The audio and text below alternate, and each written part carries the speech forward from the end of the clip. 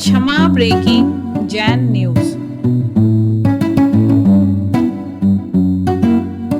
अभी जिज्ञासा रख रहे हैं बाहुबली कॉलोनी के श्रावक सृष्टि मनोज जी कर्रापुर।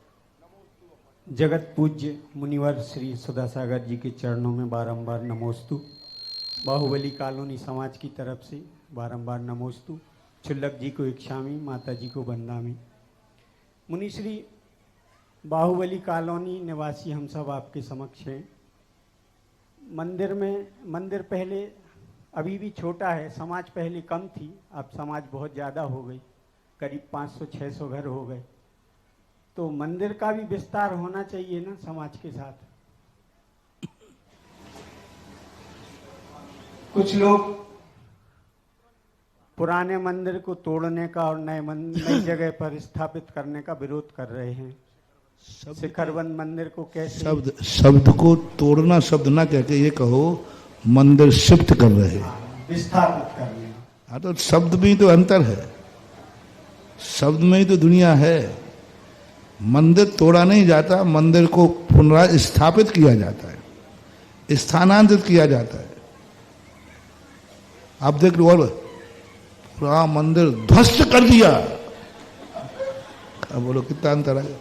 भाषा देखना, और ये कहो प्राचीन मंदिर का नवीनीकरण हो गया, पुराना मंदिर का पुनरुत्थापन हो गया। अरे दुनिया के मंदिर बनते हैं, जहां मंदिर देखो सारे मंदिर बनते हैं, सब उठ के आते हैं कि नहीं? अरे तुम एक कॉलोनी की बात कर रहे हो, कुंडलपुर के मंदिर का बड़े बाबा का तुम्हारी कॉलोनी से बड़ा मंदिर था? कुंडलपुर के बड़े मंदिर का पूज्य गुरुदेव ने स्थानांतरण किया कि नहीं? नया मंदिर बना कि नहीं? पुराने मंदिर से नया हुआ कि नहीं? वो मंदिर तो अभी चालू था कि नहीं?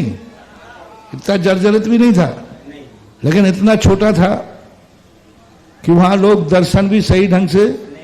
तो उस मंदिर, जब भगवान के पुराने मंदिर को, तीर्थ क्षेत्र का पुराना मंदिर, उसको ही स्थानांतरित करके नया हो गया, तो तुम्हारे लिए फिर क्या सोचना।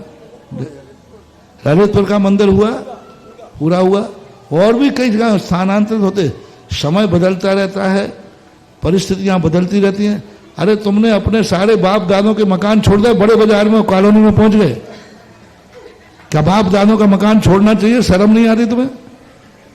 जिस बाप ने तुम्हें उस मकान में पैदा किया, उसी में पाला पोसा और उतनी मेहनत से बनाया, और उसी को आप छोड़कर आ जाते हो। छोड़कर नहीं, बेच के आ जाते हो। गलत तो नहीं बोल रहा हूं? बेच के भी आ जाते हो, और तुम उन मंदिर के क्यों परिवर्तन का हो गया? आज बड़ा बाजार खाली क्यों हो गया? आज चौधरी मंदिर के चारों तरफ जैनियों का गढ़ था, सब खाली क्यों हो गए? सबके मकान खाली पड़े। अभी घटिया मंदिर के चारों तरफ मकान देखता हूं, बोला ये फलाने जैन साहब का है, ये फलाने का, कहीं कहाँ? अरे कहीं बना दो। तो जब अपने घरों की बात आती है तब नहीं साहब, आजकल देखो महाराज जी बाल बच्चे हो गए, गाड़ी घोड़ा भी हो गया है, थोड़ा चाहिए। मंदिर भी ऐसे ही होते महानुभाव। तुम दुश्मन नहीं हो जो मंदिर तोड़ते हो, तुम भक्त हो जो मंदिर को स्थानांतरण करते हो। तोड़ता दुश्मन है और स्थानांतरित भक्त करता है। तो ये शब्दों की भाषा में सीखना चाहिए। एक भुवन जी के अंदर एक मूर्ति बन रही थी, तो उनका शिल्पी अपने बेटे से कह के जाता है, बेटा मैंने ये निशान लगा लिए, ये हाथ पैर बना लेना। तो हाँ पापा जाइए, मैं बराबर हाथ पैरों का स्थान काट लूंगा। पैर बना लेना निशान। तो इसने कहा बेटा ये पैर बना लेना, स्थापित अलग मसाला। तो उसने कह दिया नहीं ठीक है, मैं हाथ पैर काट लूंगा। शिल्पी ने तुरंत मूर्ति छोड़ दी। अब ये मूर्ति बन नहीं सकेगी, बनेगी तो खंडित होगी, क्योंकि तू पैर बना नहीं रहा है, पैर काट रहा है। अरे जैनी वो हैं जो सब्जी को काटना नहीं बोलते हैं, जैनी सब्जी बनाना बोलते हैं। जैनियों की भाषा क्या है? क्या बोलते? महिलाएं बोलो ना। आज भी परंपरा, पुराने लोग काटना बोलते तो दादी थप्पड़ मारती थी, सब्जी काटती है? सब्जी काटी नहीं जाती, सब्जी। बताओ दोनों प्रक्रिया में अंतर क्या है? प्रक्रिया में क्या अंतर है? प्रज्ञा में कुछ नहीं, उसमें भी कट रही है, इसमें भी है, लेकिन शब्दों में अंतर है। इसलिए मंदिर तोड़ाना नहीं है रे। जैनी हो बाहुबली कॉलोनी में, क्या जैन लोग बैठे नहीं, ओरिजिनल हो तो आज से जो मंदिर की बात करे कि मंदिर तोड़ा जा रहा है, वो जैनी नहीं है। ये कहो मंदिर का स्थानांतरित करके विकास किया जा रहा है, ये है जैनी। उस विकास में कुछ मंदिर विकास किया जाता है, मंदिर को बढ़ाया जा रहा है, मंदिर को महान किया जा रहा है, भगवान को और बड़े विशाल स्थान पर किया जा रहा है। जो भगवान को विशाल स्थान पर ले जाएगा, उसका भी महल झोपड़ी एक दिन विशाल महल बनेगी। और जो कहेगा नहीं भगवान तो यहीं रहे, तो वो भी जिंदगी में भवभावांतरों में भी उसी बाप की कुठरिया में रह करके मरेगा, वहीं रहेगा, क्योंकि उसने कभी भगवान का मंदिर नहीं बनने दिया, मंदिर के भगवान का विस्तार नहीं करने दिया। उस समय उस व्यक्ति को ऐसा कर्म का बंध होता है कि वो जिंदगी में, यदि उसके गरीबी है ना, छोटा सा मकान है, जिंदगी में वहीं जन्मेगा, वहीं रहेगा, वहीं मरेगा, क्योंकि उसने भगवान के प्रति ऐसे ही भाव किया। और जो ये कहते हैं नहीं आज हमारे पास पैसा है, समाज है, भगवान इतने छोटे स्थान पर नहीं रहेंगे, भगवान को हम विशाल मंदिर बनाएंगे, ये भाव करेगा तो तुम्हारा कर्म ही होगा कि बाप भले छोटे मकान में रहा, लेकिन बेटा महलों में रहेगा जाकर। छोटे से बड़ा मंदिर करने में तुम्हारी भी पुण्यवानी बनेगी कि आज तुम छोटी सी गली में रह रहे हो, तुम्हारा समर्थ हो जाएगा, किसी कॉलोनी में बंगला बनाओगे, क्योंकि तुमने भगवान के मंदिर को भी बड़ा करने का भाव किया। तो जो भगवान को बड़ा करने का भाव करते हैं, मंदिर को विस्तार करने का भाव करते, भगवान को और ठाठ से बड़े में बैठाने का भाव करते हैं, तो दुनिया भी उनकी बड़ी होती है। वे एक झोपड़ी से महलों तक पहुंच जाते हैं। और जो कहते नहीं बाबा जी तो वही कुठरिया में बैठे रहेंगे, हाँ तो कर्म कहता बेटा तू भी कुठरिया में बैठा रहेगा, वहीं जन्म, वहीं रहे और वहीं मर जा। तो ये भाषा होती है कि भगवान को ऐसा विस्तार दो। और मोह माया जाल से मैंने अभी कहा था ना, आप यदि मोह माया जाल है तो अपने बाप का मकान छोड़ के बाजार से क्यों गए? क्यों छोड़ा आपने? क्यों छोड़ा? ऐसे ही मंदिर है, उस समय की परिस्थितियां थी, बहुत छोटा सी समाज थी, छोटा सा स्थान था, आज बड़ी समाज हो गई। तो समाज बढ़ती है तो परिवार, जैसे परिवार बढ़ता है तो मकान बढ़ता है, ऐसे परिवार बढ़ते हैं तो मंदिर भी बढ़ना चाहिए। यही पुण्यवानी है, बाकी करना के नहीं करना तुम जानो, तुम्हारा काम जाने। प्रश्न तुम्हें मैं कुछ नहीं आगे मारो, इतना ही काफी है। पहले मार्गदर्शन के लायक बनो, फिर बाद में मार्गदर्शन दूंगा। अभी तो प्रश्न किया तो उसका जवाब था। झलक जैन आगरा से पूछती हैं, नमोस्तु महाराज जी, ऐसा बोलचाल में कहते हैं कि पुण्य क्षीण होने से व्यक्ति दुखी, कम अमीर हो जाता है, बीमार हो जाता है, बदनामियां सामने आती हैं और इस तनाव में आदमी मृत्यु भी कर लेता है। तो इस पुण्य को किस प्रकार से बढ़ाया जाए और इसका अभिप्राय क्या है? जो व्यवहार हमें पसंद नहीं है वह हम व्यवहार दूसरों के साथ न करें, यही सबसे बड़े पुण्य का कारण है। जो हमें पसंद नहीं है वह व्यवहार हम दूसरों से नहीं करें। हमें गाली सुनना पसंद नहीं, हम गाली ना दें।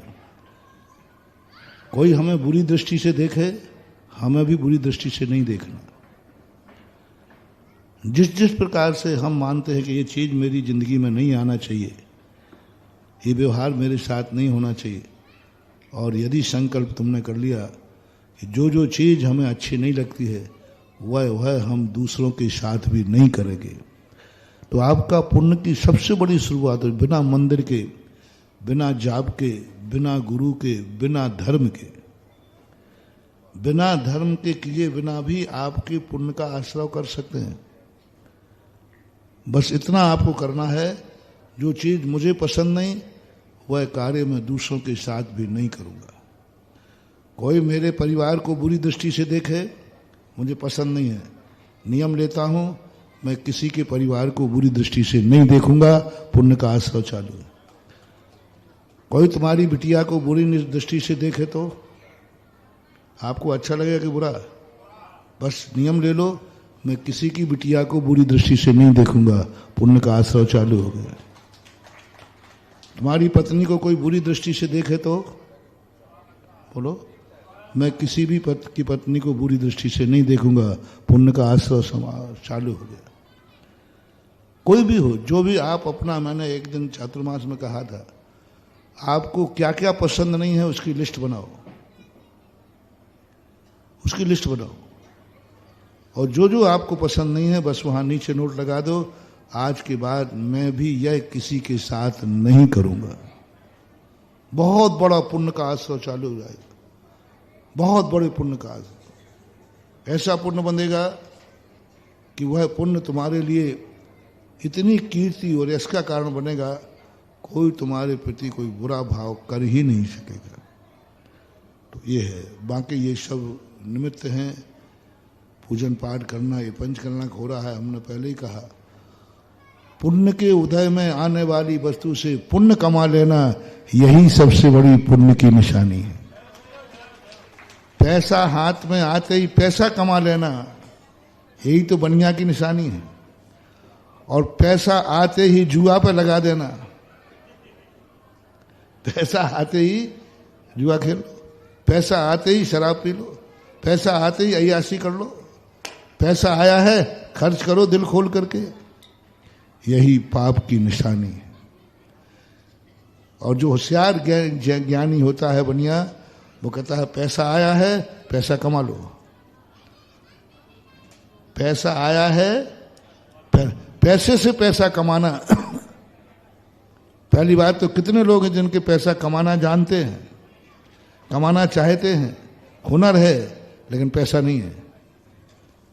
यदि उनको पैसा मिल जाए तो बढ़िया व्यापार करेंगे, बढ़िया धंधा करेंगे, खूब कमाएंगे, लेकिन किस लिए नहीं कमा पा रहे? पैसा नहीं है। और जिसके पास पैसा है वो तुरंत कहता है पैसे से पैसा कमाओ, पैसा लगाओ, पैसा बो, फसल पैसे की कटेगी। किसी के पास बीज होता है तो वो खाता नहीं है। किसान देखो, भूखा रह करके बीज को बचाता है, खोटा खाता है, चोखा बीज के लिए रखता है, अच्छे अच्छे भुट्टे रख देगा, अच्छे अच्छे अनाज रख देगा, और खोटा खा लेगा, और बीज में कैसा रखेगा? अच्छा रखता है, क्योंकि वो जानता है इसी बीज से कमाया जाएगा।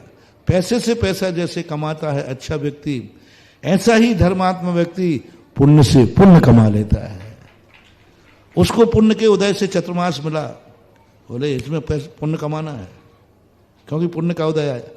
पुण्य के उदय से पंचकर्णक मिला, ज्ञानी सोचता है पुण्य के उदय से पंचकर्णक मिला है, इसमें जबरदस्त पुण्य कमाना है, सारंग है, आज 2 पैसा है, कमा लो, लगा दो उसको दाव पे। पंचकर्णक हो रहा है, इस पैसे से पैसा कमाऊंगा, पुण्य से पुण्य कमाऊंगा मैं।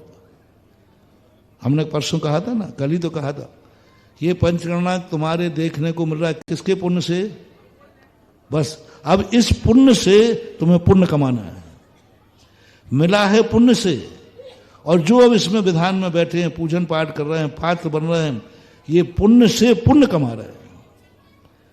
सबसे बड़ी कला है जैनी के सम्यक दृष्टि की, वो पाप में पुण्य नहीं कमाता, पाप से पुण्य नहीं कमाता, वो पुण्य से पुण्य कमाता है।